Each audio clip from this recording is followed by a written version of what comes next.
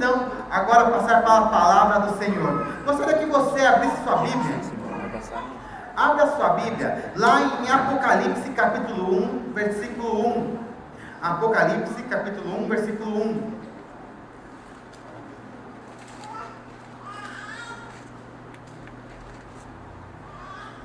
Apocalipse 1, 1.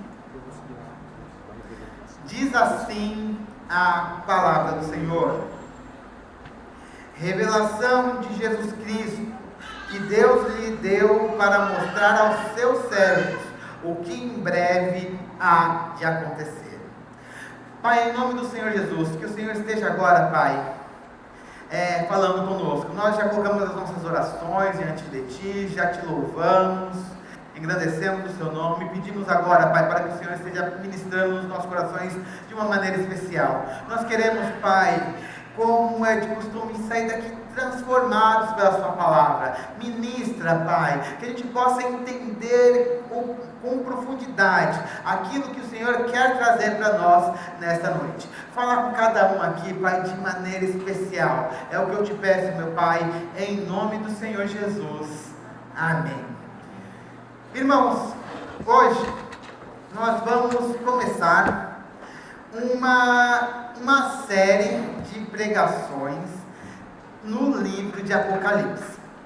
Aí os irmãos já pensam assim: nossa, o pastor vai falar sobre as coisas que vão acontecer no futuro. Não vai ser aqui que eu vou falar isso. Isso eu vou fazer na escola bíblica dominical. Então, se você quer saber como que o mundo vai acabar, e a Bíblia diz isso, né? Você tem que vir de manhã, 9 horas da manhã aqui na igreja. E tem sido uma bênção. Você pergunta para os irmãos aí se eles estão gostando da escola bíblica dominical, sobre os assuntos. A gente nem chegou ainda na parte de escatologia, mas a gente está tratando de vários assuntos, e um deles nós vamos tratar de escatologia, de pegar os principais textos da Bíblia. Vamos ficar pelo menos um mês falando sobre escatologia, mas você só vai ver isso se vir aqui no domingo de manhã. Agora à noite nós vamos falar de outro assunto. Nós vamos falar de igreja. Nós vamos tratar de um assunto que nós chamamos de eclesiologia. Na realidade, quando nós olhamos para o livro de Apocalipse, nós vamos ver que ele está separado em duas partes. A primeira vai do capítulo 1 até o capítulo 3, né, que vai falar das cartas às igrejas do Apocalipse. E depois do capítulo 4 em diante, nós vamos ver as profecias que falam do futuro. Inclusive, né, o anjo do Senhor fala para João, né, no capítulo 4, versículo 1, né, vou contar as coisas que vão acontecer depois destas. Né, e aí ele fala de coisas que vão acontecer no nosso futuro. Mas, especialmente, hoje nós vamos falar sobre as 7 igrejas do Apocalipse. Na verdade, nós vamos fazer a introdução de todo esse tema. Agora, irmãos, eu vou mudar um pouquinho até a forma que eu estou pregando. Até hoje eu trouxe aqui na igreja pregações temáticas. Eu pegava um tema lá e explorava o tema como um todo. A partir nessa série vai ser um pouco diferente. Eu vou fazer uma pregação que a gente chama de expositiva. O que é uma pregação expositiva? Nós vamos estar lendo o texto bíblico e tentar entender quase que versículo por versículo. Né? Então a gente vai estar debruçando sobre o texto e buscando entendimento pleno sobre esse texto. Por conta disso, nós vamos poder passar do capítulo 1 até o capítulo 3, tudo que a Bíblia está trazendo ali em detalhes. Dessa forma, os sermões acabam até ficando um pouquinho mais curtos. Vocês vão perceber isso a partir de hoje. Eles vão ficar mais curtos e mais diretos. Só que a grande vantagem desse tipo de pregação é que depois você vai poder abrir a sua Bíblia, ler aquele texto na sua casa, e você vai ter uma compreensão muito melhor do que você tinha antes. A ideia é justamente essa, né? Deixar mais claro aquilo que Deus já deixou para a gente na Bíblia. Outra coisa importante, como ela vai ser uma série de pregações, eu já aviso, né? Se você às vezes faltar no meio, você pode perder o fio condutor, o fio da meada, né, das pregações, né? Então é bom também que você venha. Aconselho também, se não for do seu costume, talvez é bom até a gente trazer esse costume para a igreja, de anotar a pregação. Né? Traz um caderno, traz alguma coisa que você possa anotar. Eu já vi irmãos na igreja filmando, gravando, né? Para poder escutar a mensagem, anotando. Mas eu acho que sempre é importante que a gente possa estar guardando as coisas da mensagem para depois a gente poder desfrutar durante a semana. Porque muitas vezes acontece de você escutar a pregação aqui no domingo, aí chega na segunda e se pergunta para você, do que foi a pregação? Você fala, não sei. Por exemplo, semana passada teve a pregação do Rubens. Quem lembra do que o Rubens pregou?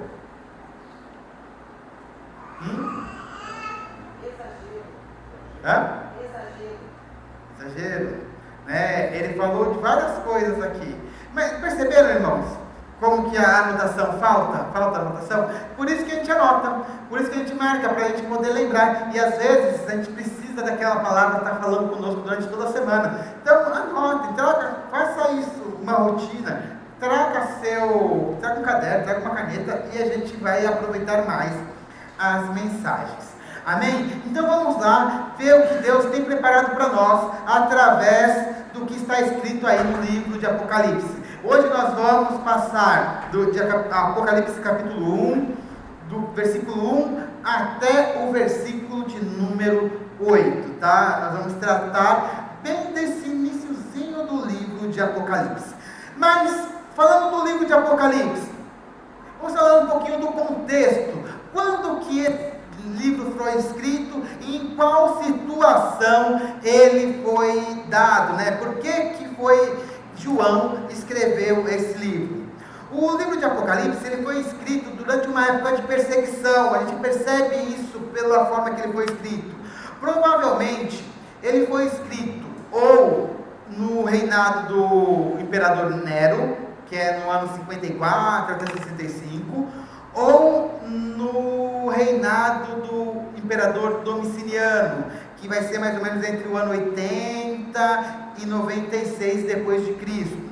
A maioria dos estudiosos acha que o livro foi escrito no ano de 95. Né? Se você vai ver, o autor, ele se identifica como João. E os pais da igreja identificavam ele como João, o mesmo João que era discípulo de Jesus.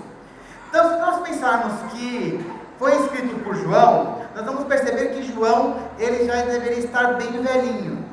Porque quantos anos mais ou menos deveria ter João na época que Cristo estava aqui na terra? Mais ou menos. Mais ou menos ele deveria ter uns 16, 17, no máximo 20 anos. E isso aí mais ou menos no ano 25, 26 que Cristo estava andando aqui entre nós. Se o livro foi escrito lá na década de 90, o João deveria ter mais ou menos 80 anos, mais de 80 anos. Então ele já vai ser escrito por um idoso, quase na virada do século. Uma pessoa que estava mais de 80 anos, perto dos 90. O João bem velhinho, ele vai escrever isso. E nós temos vários relatos que João foi o único dos apóstolos que morreu de morte natural. Todos os outros, eles vão morrer, como mártires. João não, ele vai morrer de morte natural na cidade de Éfeso, quase na virada do século I para o século II. Esse livro, o livro de Apocalipse, ele é dirigido às igrejas da Ásia Menor. Onde que é a Ásia Menor hoje? Na semana que vem eu vou até trazer um mapinha para vocês. A Ásia Menor fica onde hoje fica a Turquia, tá? É pertinho lá da Síria. Sabe onde está tendo aquela guerra da Síria? Da Síria, né? É bem pertinho daquela região. Ali ficavam as igrejas da Ásia Menor. São 7 igrejas. E é interessante perceber que cada igreja ela recebe repreensões, encorajamentos de acordo com a sua condição. Naquele tempo houve muita perseguição contra os cristãos. Havia uma perseguição religiosa. Provavelmente ela foi escrita por Domiciano, e Domiciano realmente fez uma perseguição religiosa. Ele restabeleceu o culto ao imperador e provavelmente ele perseguiu os cristãos. Lembrando que os cristãos eles não se ajoelhavam perante qualquer estátua. Eles não se ajoelhavam. E por isso, eles acabaram sendo perseguidos. Isso a gente vai acabar vendo dentro do livro de Apocalipse. Também nós vamos ver que os oficiais romanos tentavam forçar, né, esse culto, né, contra esse culto ao imperador pelos cristãos. Também nós vamos perceber que ensinamentos heréticos estavam crescendo dentro da igreja já no ano 90. Ainda os apóstolos estavam vivos, já estavam acontecendo ensinos heréticos na igreja. E isso também vai aparecer na carta, no livro de Apocalipse. E a gente vai tratar disso com o tempo. Mas agora, nós vamos ver exatamente o que Deus deixou registrado no livro de Apocalipse. Quando você, deixa sua Bíblia aí aberta aí em Apocalipse, tá? Porque a gente vai passar ali o livro. Quando nós olhamos o livro de Apocalipse, ele está separado no capítulo 1, você vai perceber que do versículo 4 em diante, ele tem o formato de uma carta. E no comecinho ali, você vai ter um prólogo, um título, para que vai explicar para que serve aquele livro, qual que foi o objetivo de escrever aquele livro. E aí vamos agora começar a olhar exatamente qual foi o propósito dessa carta. Lá no versículo 1, o que diz lá? Vamos ler juntos, versículo 1 e 2, diz assim: revelação de Jesus Cristo, que Deus lhe deu para mostrar aos seus servos o que em breve há de acontecer. Ele enviou o seu anjo para torná-la conhecida ao seu servo João, que dá testemunho de tudo que viu, isto é, a palavra de Deus e o testemunho de Cristo. Ao olhar isso, a primeira palavra que aparece no livro de Apocalipse é a palavra justamente Apocalipse, que nós traduzimos por revelação. O livro de Apocalipse, ele é um livro que ele veio revelar e dar à luz aquilo que iria acontecer no futuro. Ele não é um livro que veio ocultar, porque o que acontece muito hoje, se você ler o livro de Apocalipse, muita gente fala assim: pastor, eu leio o livro de Apocalipse, mas não entendo nada dele, né? Tem um monte de coisa, é dragão, é taça, é um monte de coisa acontecendo ao mesmo tempo, eu não entendo nada do que está escrito lá, e parece que para mim está tudo fechado. Mas na realidade a ideia de Apocalipse é justamente o contrário, é deixar que você entenda melhor aquilo que Deus está pretendendo fazer para o futuro. Mas para isso você tem que dedicar um pouco de estudo, mas todos nós somos capazes de entender plenamente o que está escrito no livro de Apocalipse. O livro de Apocalipse é escrito sim em linguagem simbólica, mas ele nunca pretende esconder nada, pelo contrário, ele está trazendo para nós aquilo que Deus vai fazer no futuro. Então a gente tem que guardar isso em relação ao livro de Apocalipse. No versículo 1, ele já vai falar qual que é a fonte dessa mensagem, né? Esta mensagem é uma mensagem dada diretamente pelo Senhor Jesus Cristo. Olha lá, né? Revelação de quem? Revelação de Jesus Cristo. Então é uma mensagem que é dada por Jesus Cristo diretamente, e isso dá toda a autoridade do livro. Para quem que foi escrita essa mensagem? Está logo na sequência. Para os seus servos. Esse texto foi escrito para todos nós, não foi para alguns iluminados, alguns mais inteligentes na igreja, não. Esse livro foi escrito para toda a igreja. Então todos nós, como cristãos, nós devemos ler o livro de Apocalipse e tentar interpretá-lo da melhor maneira possível. E a gente vai dar, durante esses meses, né, a gente vai falar aqui do capítulo 1 a capítulo 3, na EBD também nós vamos falar bastante sobre o livro de Apocalipse. Se você participar de tudo isso, eu acredito que você vai ler muito melhor o livro de Apocalipse. Eu aconselho que você faça uma leitura agora, né, durante esses próximos dias, do livro de Apocalipse. E depois a gente vai explicar direitinho o livro, e depois, daqui a uns 2 meses, leia de novo, para você perceber como que vai mudar o seu entendimento em relação a esse livro. Então, se você já quiser, pega essa semana e já começa a ler o livro de Apocalipse. Outra coisa que eu vejo claramente aqui nesse primeiro trecho, ele diz assim, né, que Deus deu para mostrar aos seus servos o que em breve há de acontecer. Revelação do que em breve há de acontecer. O livro de Apocalipse, como eu já disse, ele é separado em 2 partes, do capítulo 4 em diante e aquilo que está até o capítulo 3. O que está no capítulo 3 já é uma coisa que já aconteceu. Para João, era uma coisa que ainda estava no futuro, né? Ia acontecer no futuro em relação a João, mas para nós, são coisas que já aconteceram no passado, porque aquilo iria acontecer em breve, nos próximos meses ou anos da data que isso foi escrito. Então, tudo que está relatado ali nos primeiros 3 capítulos de Apocalipse se refere a alguma coisa do passado, a igrejas que existiram no passado, a situações que aconteceram no passado, mas que elas podem ser aplicadas totalmente a nós, né? Mas sempre lembrando que nós vamos falar de irmãos e de igrejas que viveram, que existiram, mas que eles, a partir da sua experiência, vão nos ensinar alguma coisa. Coisa diferente do capítulo 4 em diante, que realmente é coisa para o futuro, inclusive para o nosso futuro.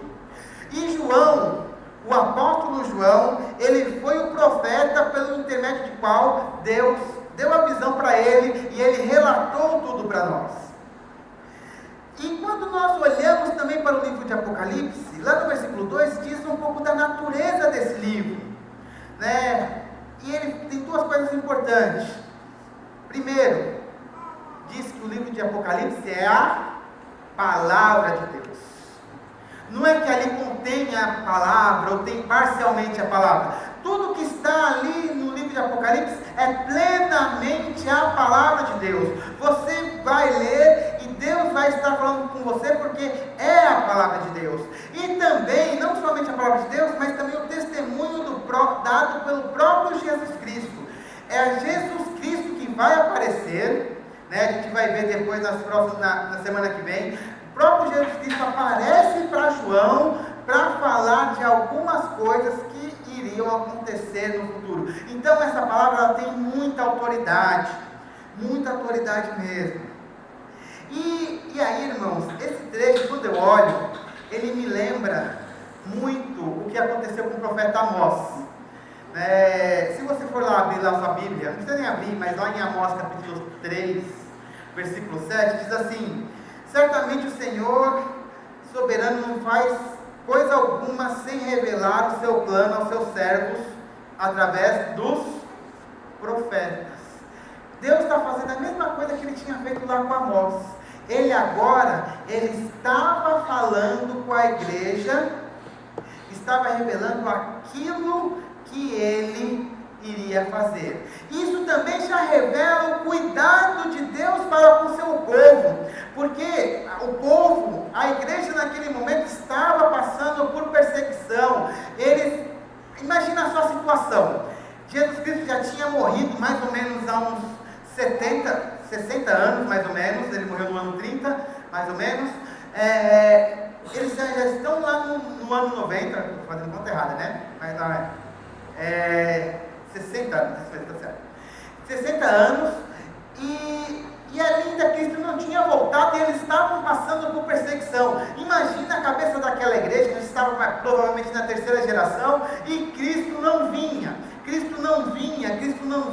Eles poderiam estar abalando a fé deles. E daí que Deus dá esse livro de Apocalipse para que eles pudessem ter esperança. Uma das características maiores do livro de Apocalipse é o seguinte: que quando você lê e entende o que está ali escrito, esse livro aumenta a sua esperança, né? Aquele que começa a ler o livro de Apocalipse entende, ele acaba de joelhos diante de Deus, porque ele vê o cuidado e o carinho de Deus, e e também ver tudo aquilo que está destinado, que Deus vai fazer conosco. Lembrando que nós, como cristãos, não vivemos por aquilo que nós vemos. Todo vive por aquilo que ele vê, por aquilo que eles querem ali, né? Pelo físico. Não, os cristãos não vivem assim, não. Os cristãos, eles devem viver por aquilo que eles acreditam, não por aquilo que eles veem. E dessa forma, chegamos lá no versículo 3, que ele diz assim: feliz aquele que lê as palavras dessa profecia, e feliz aquele que ouvem e guardam o que está escrito, porque o tempo está próximo. Dependendo da Bíblia, está feliz ou bem-aventurado. Né? O que é isso? Né? Isso está dizendo que o que está escrito ali no livro de Apocalipse não são só juízos, mas também tem as promessas de bênçãos para os cristãos. Irmãos, é interessante que quando a gente fala para os irmãos sobre o livro de Apocalipse, muitos falam assim: não, eu tenho medo de Apocalipse, não é? Eu falo assim: não, eu tenho medo, né? Porque vai que Cristo vem e eu fico, não é isso? Você já ouviu falar disso, né? Vai que Cristo vem e eu fico. Mas será mesmo que Cristo vem e você fica? Será que é isso mesmo que a Bíblia ensina?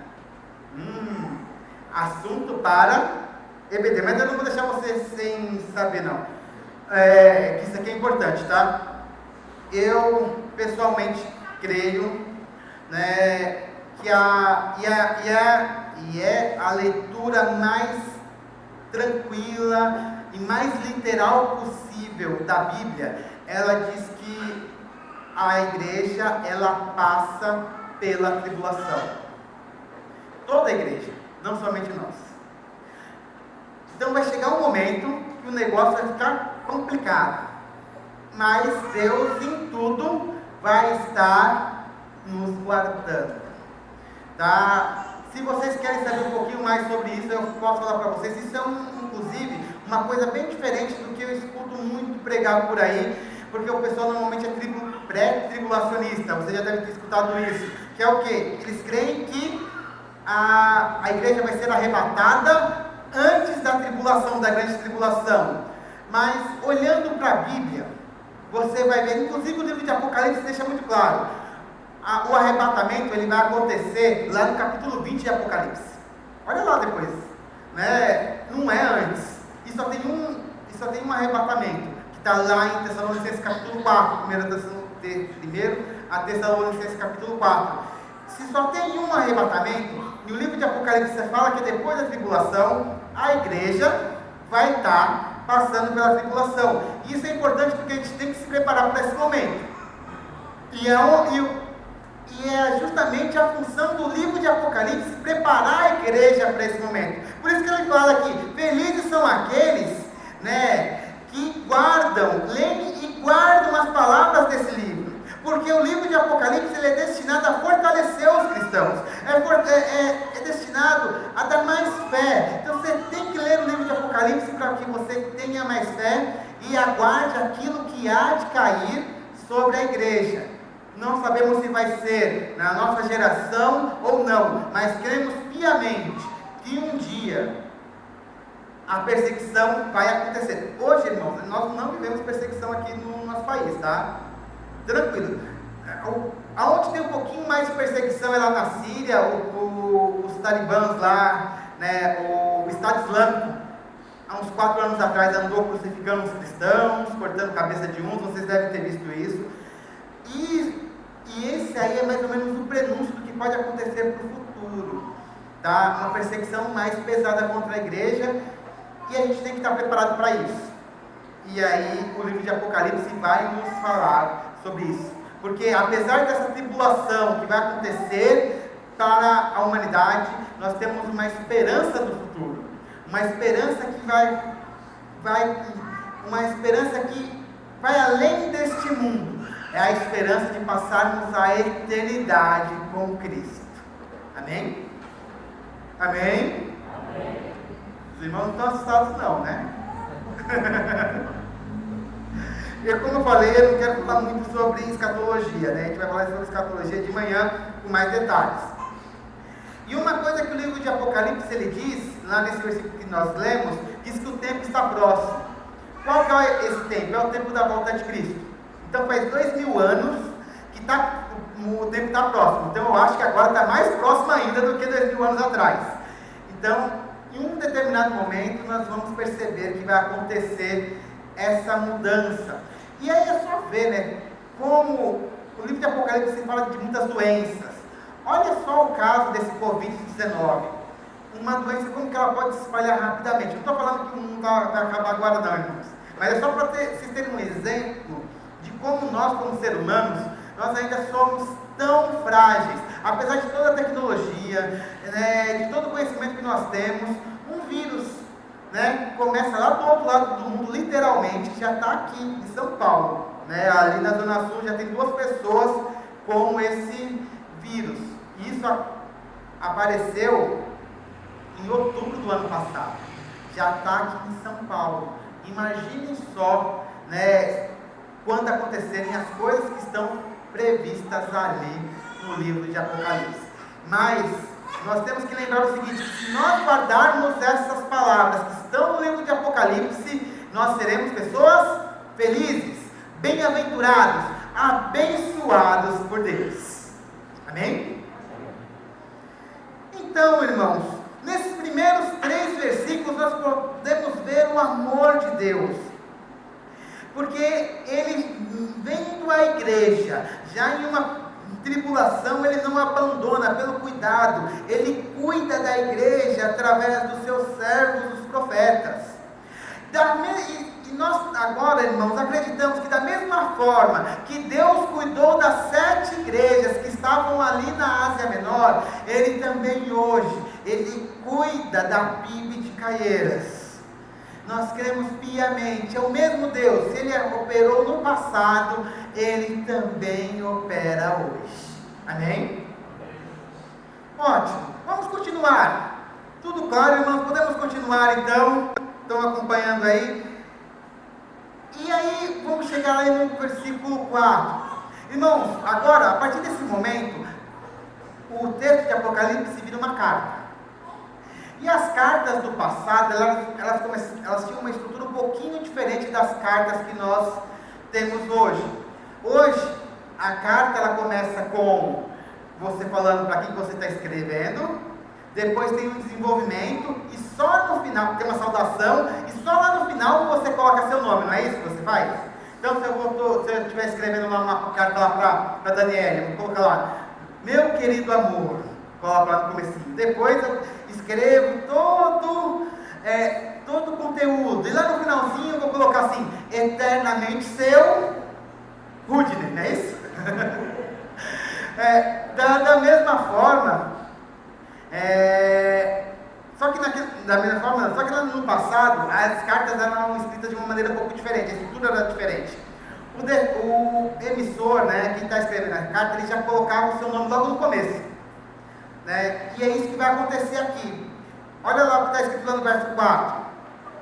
Né? Diz assim: João, às 7 igrejas da província da Ásia. Então ele já vai aparecer.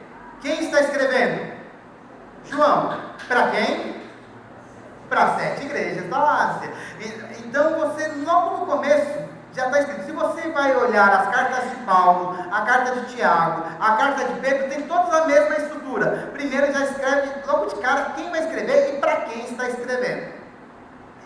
E logo depois que ele coloca quem que é o emissor e também o destinatário, né, o remetente e o destinatário, ele vai falar, ele vai dar uma saudação. E eu queria olhar com cuidado essa saudação, porque essa saudação que está no livro de Apocalipse é muito interessante. Ele começa assim: a vocês, graça e paz da parte, né? Graça e paz da parte de alguém. Vamos dizer que esse alguém, olha que legal. Primeiro ele coloca a primeira: daquele que é, que era e que há de vir. Daquele que é, que era e que há de vir. Esse, aquele que é, que era e há de vir, é o próprio Deus Pai. E Deus Pai ali aparece como o eterno. Ele não aparece como um Deus nessa primeira parte como Deus poderoso, não, ele aparece como Deus eterno. Em contraste com aquela situação que aquelas igrejas estavam passando, que era uma situação transitória.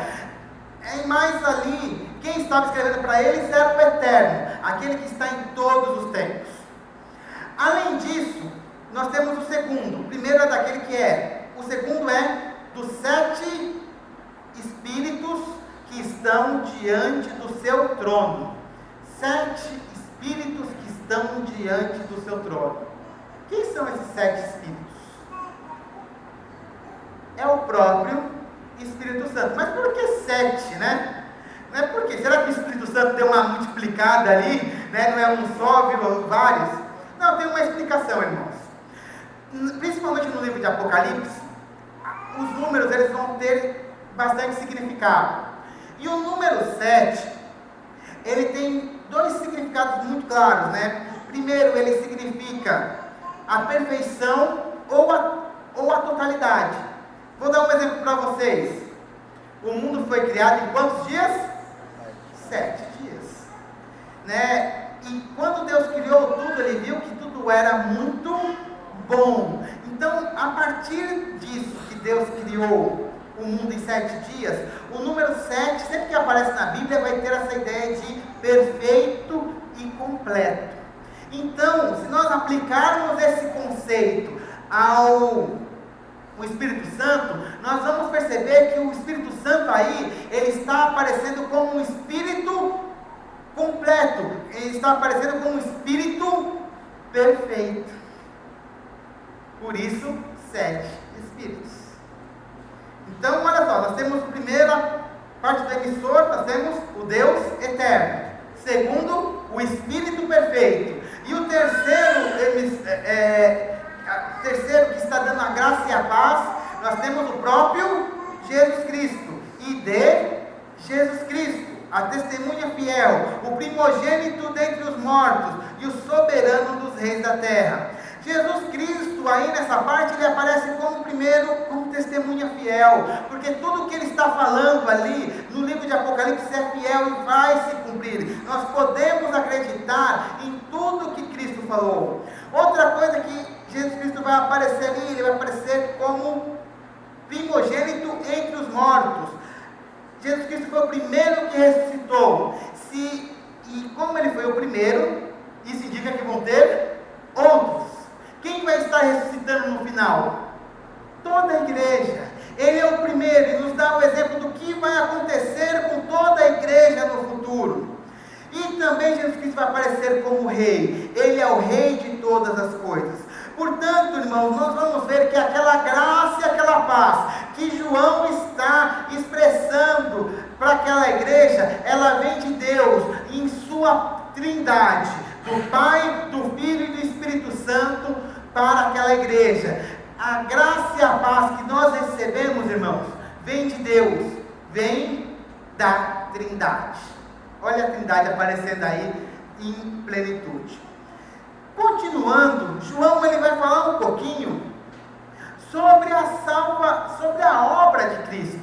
E ali eu acho maravilhoso, porque ele está escrevendo ali para as igrejas da Ásia. Ele fala do que Cristo fez para aquela igreja. Ele começa assim, falando que Jesus... Estou continuando, tá, irmãos? Vocês estão percebendo aí, eu estou seguindo exatamente o que está o texto, né? Estou seguindo aí, quase palavra por palavra. Ele vai dizer que Cristo, Ele nos ama. Cristo, Ele nos ama. O que diz lá João 3,16? Porque Deus amou o mundo de tal maneira que deu seu Filho unigênito para que todo aquele que nele crê não pereça, mas tenha a vida eterna. Cristo também ele vai falar, agora não lembro da referência, mas ele vai falar assim, que não existe maior amor do que este, que é dar a sua vida pelo seu amigo. Então nós vemos em Cristo todo o amor, apesar de nós sermos pecadores, apesar de nós pisarmos no tomate, né, toda hora, né, fazemos tudo que é errado, ficarmos afastados de Deus, Deus mesmo assim, Ele nos ama.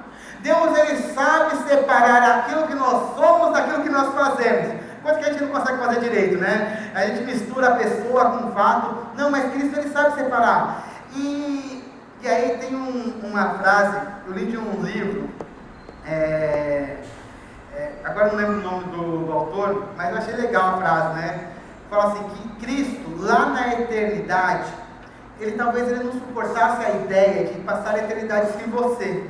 E por isso, ele veio à Terra para te resgatar. Esse é o tamanho do amor de Cristo com você. Ele quer ter você com Ele na eternidade. Por quê? Porque Cristo nos ama. Né? Cristo nos ama. Às vezes a gente está passando por crise, a gente está passando, a gente acha que ninguém gosta da gente. Oh meu Deus, como as coisas estão ruins. Mas nós temos que lembrar de uma coisa: Cristo nos ama. Pode pai e mãe te abandonar, se isso fosse possível, né? A coisa mais difícil é uma mãe abandonar um filho. Mesmo que isso aconteça, Deus não nos abandona. Por quê? Porque Ele nos ama. Isso é a base de tudo. Se nós estamos aqui na igreja, é porque Ele nos ama. Se você pode olhar para o seu irmão e falar, estar em comunhão, é porque Deus nos ama. Tudo o que acontece aqui é o resultado do amor de Deus, através de Jesus Cristo. E Ele fez o que por conta desse amor? Ali continua, nos libertou dos nossos pecados por meio do seu sangue. A Bíblia ela deixava muito claro que toda vez que há um pecado, né, para pagar a dívida de um pecado é necessário que alguém morra. Sem derramamento de sangue não há remissão de pecados, está lá em Hebreus. Mas Cristo, Ele nos liberta através do seu próprio sangue. Ele chega diante de Deus e se entrega como Cordeiro de Deus, sem pecado, perfeito, né? E se entrega diante de Deus pagando a nossa dívida. Lembrando que Deus, Ele nos liberta. Mas do que Ele nos liberta e nos salva? Mas do que Ele nos salva? Ele nos salva da própria ira de Deus. Porque nós temos a ira de Deus e a ira de Deus é terrível. É a pior coisa que a gente pode imaginar. Mas através de Cristo nós somos salvos da ira de Deus. Nós somos libertos por conta que Ele se sacrificou por nós. E a partir disso, e para todos aqueles que são alcançados por esse amor de Deus, que se entregam a Ele os constitui como reis e sacerdotes, né? Dependendo da tradução, tá? Reinos e sacerdotes, tá? Depende um pouquinho da tradução que você está usando. Então, irmão, depois que você é salvo, você não é mais um qualquer. Você hoje é rei e rainha. A Bíblia lá em Efésios diz que nós já estamos assentados com Deus nos lugares celestiais. Porque a nossa dívida já foi paga. E nós já estamos colocados num lugar de honra juntamente com Jesus Cristo. Jesus Cristo veio lá, nos tirou do lixo e nos fez assentar com os reis, né? Salmo 113 diz isso, e isso é fantástico. Ele já nos colocou, hoje nós somos reis, né? E outra coisa também que é importante, não somente reis, mas nós somos sacerdotes. Aqui eu acho que é uma coisa bem importante, eu até comentei um pouquinho de manhã. Eu escuto às vezes muitas igrejas falando assim, né? Você deve ter escutado isso na televisão: venha hoje aqui, porque hoje vai acontecer muitos milagres. Aí o cara fala, né? Eu estou me consagrando, eu estou jejuando faz uns 3 dias, e hoje quando eu orar por você, você vai ser curado. Já ouviu isso? E não tem nada mais antibíblico do que isso. Eu mandei hoje no grupo da igreja uma coisa ridícula, né? Um tal profeta, eu não quero nem saber o nome dele, não faço questão. falando que tinha que ir na igreja dele hoje, porque hoje era o dia da unção contra o coronavírus. Porque ele iria orar por você, te ungir, e o coronavírus não ia te pegar, porque era o dia do poder de Deus contra o coronavírus. E o pior, assim, se alguém da igreja dele aparecer com coronavírus, ele vai falar assim, que você não teve fé. E também, se acontecer com ele nem aparece na igreja, ele não vai falar, sabe?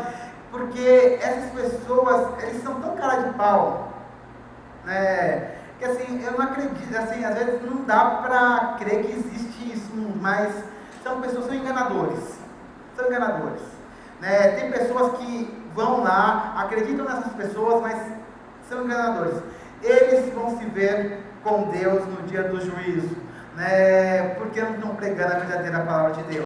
Mas porque a palavra de Deus, ela diz que todos nós somos sacerdotes. Todos nós podemos nos ajoelhar e colocar as nossas orações diante de Deus. O peso da oração de todos aqui, todas as orações aqui, de cada membro, tem o mesmo peso diante de Deus. Deus escuta todas as orações. E Ele opera conforme o seu, vou usar uma palavra bem antiga, de acordo com o seu beneplácito, né? De acordo com a sua vontade, sua boa vontade, né? E aí, Ele, né? Essa agora fui antigo, né? Agora até me senti meio velho, né? Mas é que tem algumas versões da Bíblia, né? A Revista Corrigida está com essa palavra, né? Me veio agora na cabeça, né? E não existe oração poderosa ou não. Todas as orações são fracas, todas, porque quem opera é Deus, quem faz o milagre é Deus. Nós chegamos a Deus e suplicamos para que Ele opere, e quando Ele opera, Ele pode fazer qualquer coisa. E aí, nesse princípio, todas as orações, elas são importantes diante de Deus. A nossa oração não move montanhas, não, nem a nossa fé. Quem move montanhas, né, e quem faz coisas maravilhosas é sempre Deus. Temos que ter claro isso, tá? Por isso que nós nos chegamos a Ele com toda a humildade pedindo. Nós não exigimos de Deus, nós não determinamos, nós não profetizamos aquilo que Deus não falou para profetizar, porque nós não somos deuses. Só Deus pode fazer isso. Se Deus manda falar, fala. Mas se Deus não mandou, tem que ficar caladinho, né? E quanto ensino errado tem na igreja? Se eles lessem um pouquinho esse versículo que a gente está lendo, eles iam perceber todo esse ensino errado. E ali ele continua, né? Que nós somos sacerdotes para quê? Para servir a Deus e Pai. Né? Nós somos sacerdotes e chamados para servir. Vocês já me ouviram falar várias vezes durante esses 2 meses que eu estou aqui, né? Que a igreja é chamada para quê? Para servir. Nós não estamos aqui para receber nada de Deus, mas sim nós estamos aqui para nos entregar. Nós entregamos as nossas vidas, entregamos as nossas orações, servimos aos nossos irmãos. A igreja está aqui para servir. O maior exemplo disso é Jesus Cristo, né? Marcos 10:45, né? Que diz que o Filho do Homem não veio para ser servido, mas sim para servir e dar a sua vida em resgate de muitos. Da mesma forma que Cristo veio para servir, nós também temos que seguir os passos do Mestre e servir aos nossos irmãos. Todos nós podemos servir, porque todos nós somos sacerdotes. Todos nós podemos nos achegar a Deus. E ainda, João ele continua, porque a nossa esperança não está só nessa vida. A nossa esperança ela está no futuro. E qual que é a maior esperança da igreja? Cristo, Ele morreu numa sexta-feira, sabemos todos nós, ressuscitou ao 3º dia, ressuscitou no domingo. Depois ficou lá pregando durante os 40 dias, e depois Ele foi levado aos céus. Ok? Está lá em Atos, lá capítulo 1, capítulo 2, né? Cristo sendo assunto, né? Assunto, né? Que palavra esquisita também, né? Mas a palavra é essa. Deus foi levado aos céus. E lá, ele está lá. Hoje nós como igreja aguardamos a sua volta. Porque nós sabemos que quando ele voltar, todas as coisas ruins que nós vemos aqui na terra, elas acabarão. Porque hoje nós estamos num mundo onde as pessoas sofrem, crianças passam fome, tem cara que rouba dinheiro da saúde, coisa louca, né? Mas tem cara que faz isso, muita corrupção, muitos assassinatos, roubos. Eu fiquei sabendo a semana passada que algumas irmãs lá no Jaraguá, saindo da igreja, estão trabalhando na igreja, saíram da igreja, né? O nome dela é Patrícia, nossa, uma irmã querida, né? Saiu da igreja, estavam lá trabalhando na semana, botou o pé fora da igreja, chegaram 2 bandidos e roubaram ela. Quase levaram o carro dela, né? Eles falaram assim: vou levar o seu dinheiro, né? Mas não quero seu carro, né? Vou levar o seu dinheiro e seus cartões para não levar o seu carro, né? E ainda o ladrão falou para ela: olha, é melhor você me dar o que você tem, porque o camarada que está comigo, ele está querendo levar seu carro. Imagina só, estava lá trabalhando para Deus, fazendo tudo direitinho, chega miserável e rouba a nossa irmã. Esse é o mundo que nós vivemos, né? Tem hora, não sei se vocês têm isso, irmãos, às vezes você fica cansado, né? Quanta coisa ruim.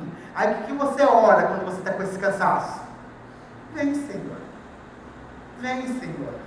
vem logo, melhor, acaba com tudo isso, né? Estabelece o seu reino aqui na terra, porque nós precisamos, né, de uma coisa diferente. Senhor, vem aqui. E realmente, irmãos, esse tem que ser um conformismo do crente. Ele tem que clamar. E essa é também a maior esperança do crente. Porque Cristo, ele vai voltar. E quando ele voltar, todos verão ele voltando. Até mesmo aqueles que o crucificaram, as pessoas que o negaram, vão ver a Cristo. E essa é a maior esperança dos cristãos. É a maior esperança da igreja. Né? E aí, quando ele voltar, a igreja será glorificada, mas todos os povos se lamentarão, aqueles que não estão conforme, não o receberam, né? Que estão em uma situação de oposição a Cristo. E nisso nós chegamos no versículo 8, estamos terminando já a mensagem. Isso aí era todo o cumprimento, né? Ele saudou a igreja dessa forma. Aí ele vai fazer a transição. Ele faz a transição da saudação para o desenvolvimento da carta, trazendo a palavra do próprio Deus. Deus falando assim: eu sou o Alfa e o Ômega, diz o Senhor, o que é, o que era e o que há de vir, o Todo-Poderoso. O Alfa e o Ômega, irmãos, eram a primeira e a última letra do alfabeto grego, equivalente ao A e o Z do nosso alfabeto.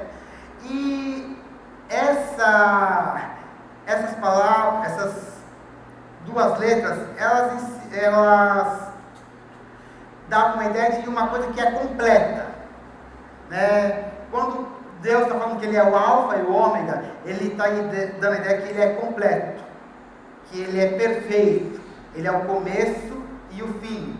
Outra coisa, ele fala que ele é o que era, o que é e o que há de vir. Também ele diz, além dele ser perfeito e completo, ele é eterno.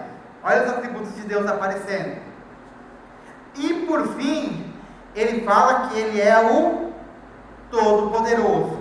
Ele é o perfeito, ele é o eterno e ele é o Todo-Poderoso. Sendo desta forma, tudo que está escrito naquele livro, nós podemos ter certeza que ele vai se cumprir, porque Deus, ele é perfeito, eterno e todo-poderoso. Essa é a garantia. Não é à toa que João coloca isso lá no livro, porque a partir dali você pode crer que tudo vai se cumprir conforme ele diz, porque Deus está no controle de todas as coisas.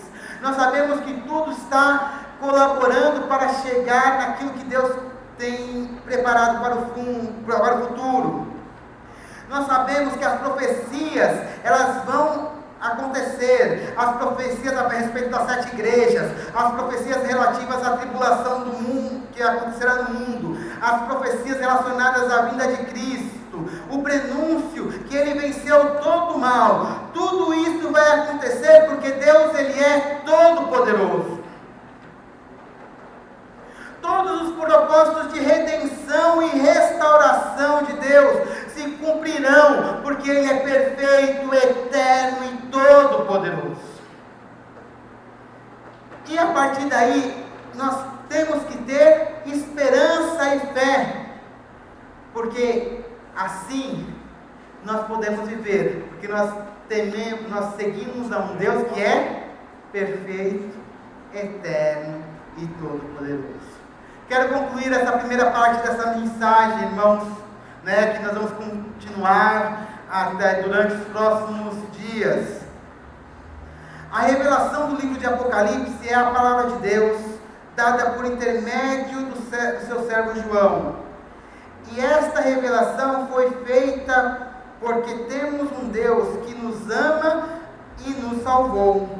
Através desta revelação podemos ter esperança, pois Deus é todo poderoso para cumpri-la. Que isso seja guardado nos nossos corações, e que nós possamos viver com essa esperança, e que Deus nos abençoe. Amém?